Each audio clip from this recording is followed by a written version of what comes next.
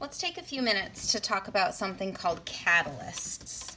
So what a catalyst is it's something that's added to a chemical reaction that increases the rate of a reaction. It does not impact the thermodynamics of the reaction.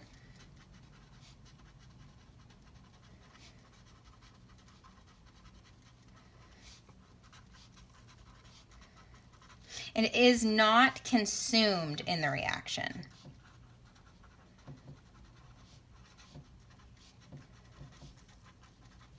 So we talked about catalysts when we talked about chemical equations, and we were writing things that were spectator ions and catalysts. And remember when we were doing that, we said a catalyst is consumed in the first step,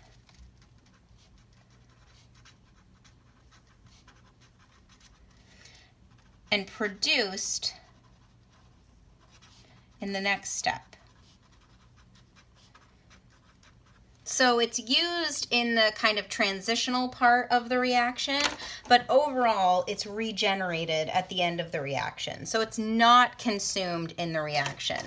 So if we look at an energy diagram to see what a catalyst looks like, so let's say this is free energy, delta G, and this is just the progress of the reaction.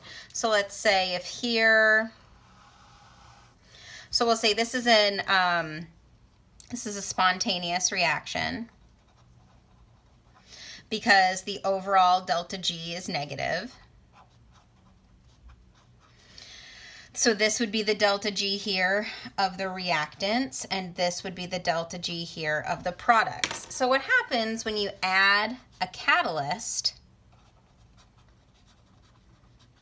is you don't change the overall delta G. The beginning and the end are the same. What does happen is you decrease what's called the activation energy. So the activation energy is the amount of energy that it takes to go from where you start from the reactants to the top of this hill.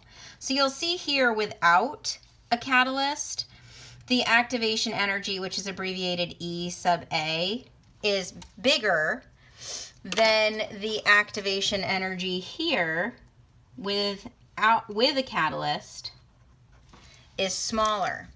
So what a catalyst does is it increases the rate of a reaction by decreasing the activation energy.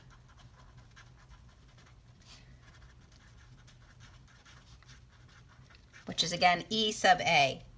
So that's kind of the amount of energy you have to overcome before then goes down, in this case, for this spontaneous reaction. Also, another thing to point out is that sometimes, well, you'll see this part up here with a double cross. This is called a transition state. So this is on the transition from reactants to products. There's an example. I'm not sure if your book shows it. I'll just make something,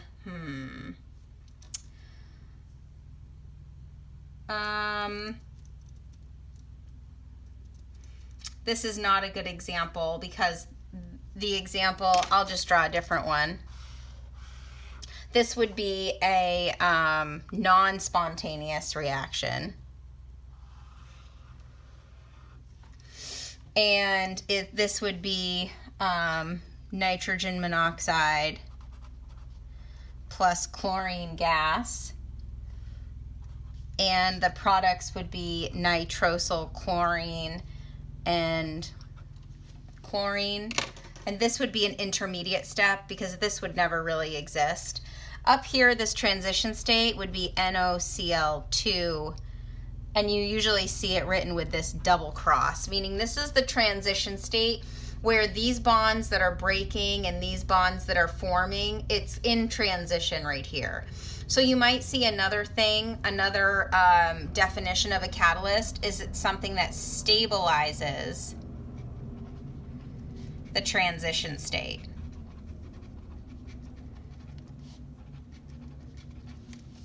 So this is what you need to know for about catalysts for this section. You need to know that it is not consumed in the reaction. It's not a reactant or a product. It increases the rate of the reaction by decreasing the activation energy. It does not affect the overall thermodynamics of the reaction.